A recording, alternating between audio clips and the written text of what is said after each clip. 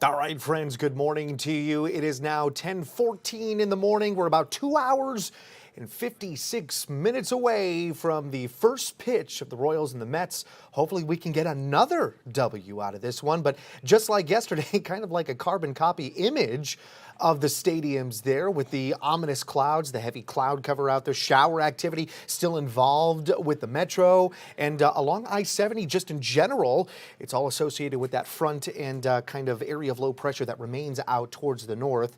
So we do have updates to it for sure. Good morning to you. Hopefully you're doing well on this Friday Eve, our Thursday here. We have updates as well to discuss for the severe weather threat into our Saturday forecast. It's very interesting, very unique updates to the forecast when it comes down to it. The timing is where it gets kind of hairy for us, but we also have updates to our severe weather risk for today's outlook. So I want to get involved with it right away, starting you all off with the severe weather risk out there. And the new update is that, do you see that yellow that's off towards the west to the I-70 corridor, you know, just outside of the viewing area? We're closer to like Topeka and then getting closer to around Wichita. That is the new update. We're getting that slight risk slightly closer to our neck of the woods, but it's not quite within our viewing area. And hopefully we can keep it there. The forecast model runs do indicate, though, that we do have a revamp of some stronger storm cells a little bit later on in the evening. Let me see if we can broaden up the view to show you where we're at now. Still keeping the enhanced risk mainly over that northwestern quadrant of Kansas into the tri-state area of Nebraska, Colorado, and the state of Kansas there. Hopefully we can keep that going as we move forward in time. But it is associated with that area of low pressure finally getting restless within the Central Plains. And we do have signs finally of that high pressure system, mainly off around Toronto and the Great Lakes near, of course, Lake Michigan, to shift more into Canada. And that's going to have that open window for that low pressure system that we've got there within the Central Plains to finally start to move. We're going to see more of a northeasterly track with that storm system, and it's looking to produce a cold front that drags down into portions of Oklahoma and to Texas. Well, as this whole system starts to move to the north and east, we're going to drag that cold front across our area, which does develop a better chance for some stronger storm cells.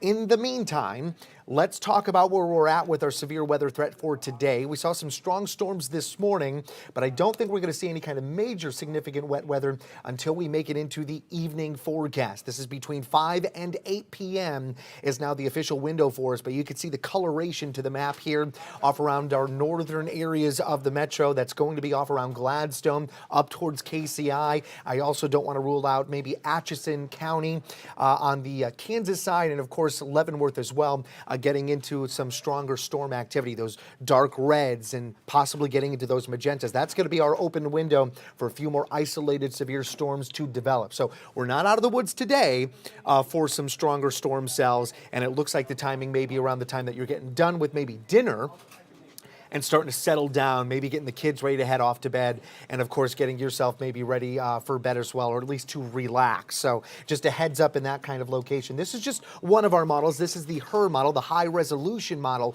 that we like to use here. And it looks like it continues on until 10 p.m. more towards our eastern counties, right? And again, along I-70, which is what we've been dealing with all morning long, kind of this beltway of wet weather that wants to hover around I-70 north and south of it from basically Richmond to Warrensburg.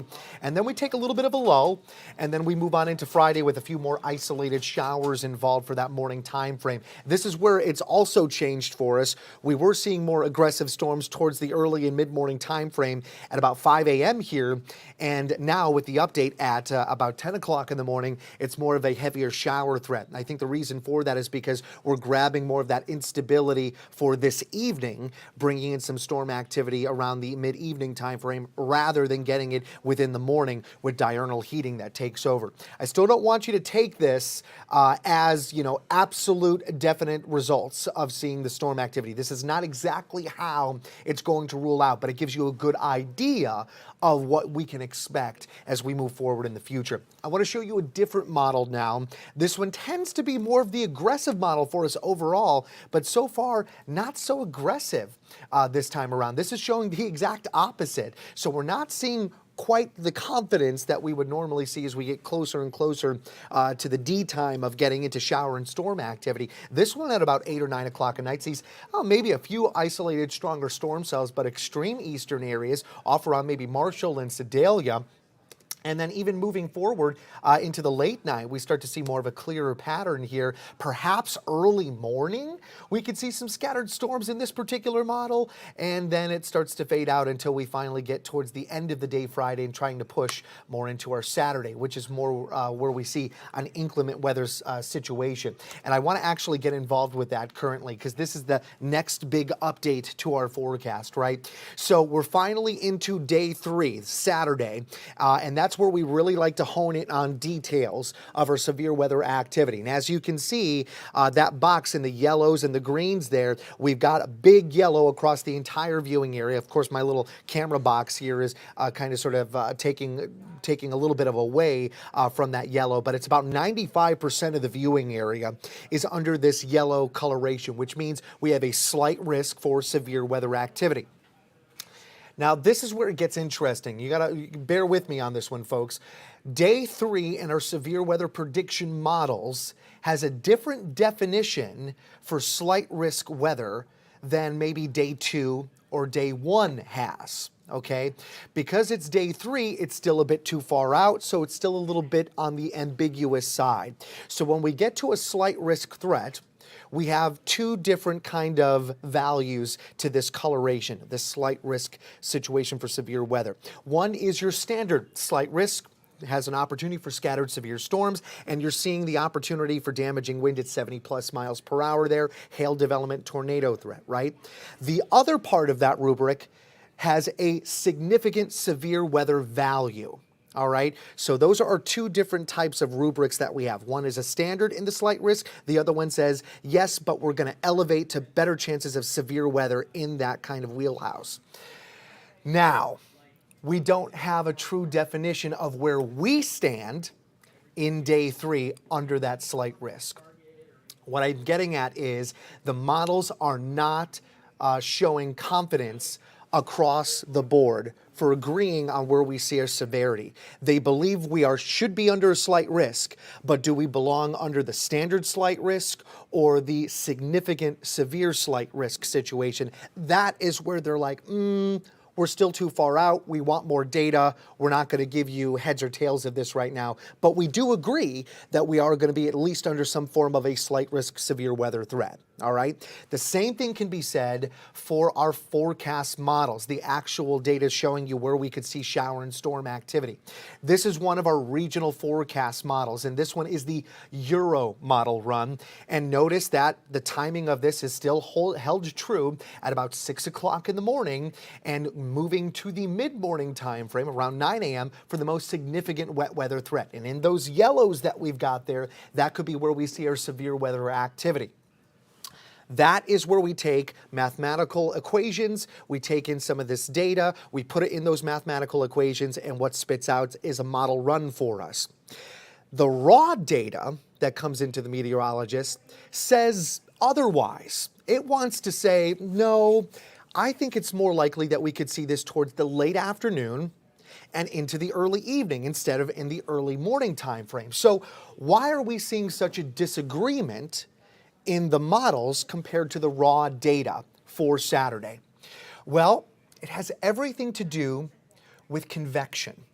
All right, so I think you know what convection is, right? Some of you may have a convection oven in your kitchen, right? And it's basically an oven that's got a fan in the background and it helps circulate the heat for an even faster cook, right? So that's what convection is. It basically aids in the mixing of the atmosphere quicker and more efficiently, right? So raw data says that we're going to hold off on convection until we make it closer to the Missouri River Valley. And when we do that, it's more likely that the front is going to produce stronger storms during the late afternoon and early evening.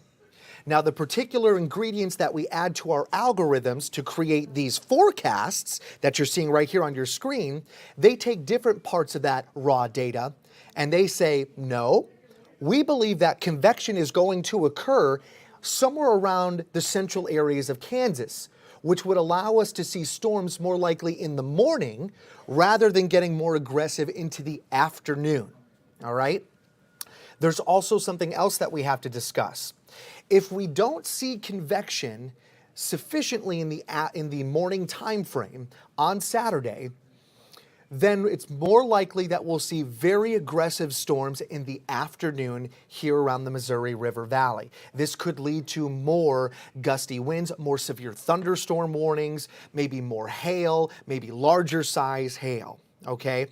If we see the convection occur within the morning around central Kansas, we will get severe storms in the morning, but not as aggressive as what's trying to be produced for the afternoon. All right? So there's a lot going on here in trying to really get into the details and the timing of Saturday. But much like we talked about earlier in the timing of our storm activity for today, all of our models agree, and the raw data still agree, that we have active weather, a severe weather threat for Saturday. It's just the timing and where we're going to see the intensity of these storms pop up. That is still up in the air. All right, so that is where we're at right now in regards to our next significant weather threat, and that being for our Saturday forecast. So those are all the latest details that we've got going on right now. And it is something that we are taking very seriously here at KCTV5, and of course all of our meteorologists in the Storm Track 5 Weather Center. And of course, if we see any new updates throughout the next 24 to 48 hours, we're going to let you guys know about it, both on live television, but also online as well at kctv5.com, on our streaming here, and of course on all of our social media. Not only that, it is well worthwhile to grab our weather app. We are also doing frequent updates of video information for you. Meteorologists are doing live webcams for you. Little information and details as they come in. We put that also on the weather app, so it's easily attainable, digestible, and you'll get exactly what you need to know before you head out the door. Not only that, but man, even during the severe weather activity, I mean, it's wonderful with its live radar system. And of course, we continue to update you on social media and the app as well throughout the inclement weather situation too. So you get everything that you need overall. Well worthwhile to get that app. All right, that is all the forecasting that we have for today that I wanted to get you updated to. And of course, we'll have more updates throughout the rest of our Thursday here, and then moving on into Friday. Another live look over the K here as we get closer and closer to the time frame of some baseball at 1:10 in the afternoon. But we've got more to talk about than just weather. We've got a lot of news out there. Janae has got your back on that. Of course, and we do have to follow some national news today. It has been all over social media, and we've been talking about it for a very long time leading up to this day. Today, former President Donald Trump is set to appear in court in person for the third time this year in Washington, D.C., this time at 3 p.m. Central Time, after being indicted on 4 criminal charges in Special Counsel Jack Smith's investigation into attempts to overturn the 2020 election. Now, the video you see here on your screen came in from overnight as metal gates were being set up outside of the U.S. District Court in Washington, D.C. And security remains tight at the courthouse right now and nearby the Capitol. They actually had an incident at the Capitol yesterday, but police say that they are prepared for, quote, whatever might happen. Right now, I do want to take a live look from Washington, D.C. right now. We do have a live look looking at that courthouse ahead of former President Donald Trump's appearance where he is expected to be indicted for the third time this year. Here's a live look at that courthouse. You see it now here on your screen. Trump is expected to enter a not guilty plea to 4 felony counts, and sources say that Trump's legal team is preparing to argue that the former president's false claims about the 2020 election were not criminal and that he was following the advice of outside attorneys at the time. Now, former Vice President Mike Pence and then his 2024 rival gave hours of testimony to the grand jury. So after today's hearing, what happens next? Well, the case will be handed over to the U.S. District Court judge, who is an Obama appointee.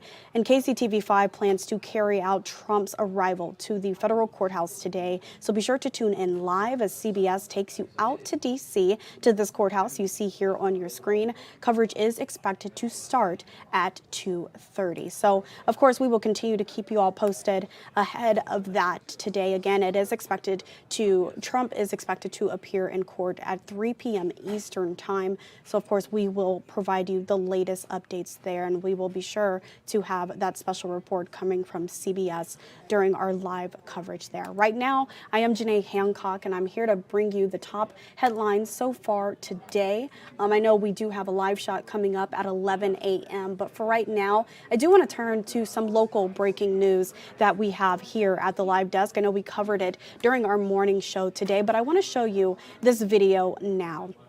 2 people are dead in Kansas City and Independence following shootings from overnight. Right now, police are searching for answers in those 2 shootings. At around 2:15 this morning, we're being told that Kansas City police were called to 18th and Askew.